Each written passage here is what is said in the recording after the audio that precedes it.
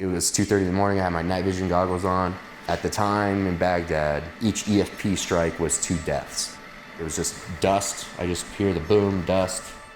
Took my legs instantly. People don't realize how clunky wheelchairs are, and houses aren't designed for them. The partnership between Tunnels to Towers and Home Depot is paramount.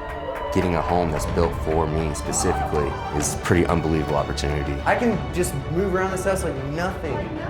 That's the best part about it. Oh man! Top comes down. I was planning on this home being a way to kind of close some wounds. I can do all the normal things that, husbands are supposed to do. I can put out the trash at my own house now. Wow, that's huge. The Home Depot Foundation gave me the gift of security. I'm going to be living here hopefully the rest of my life.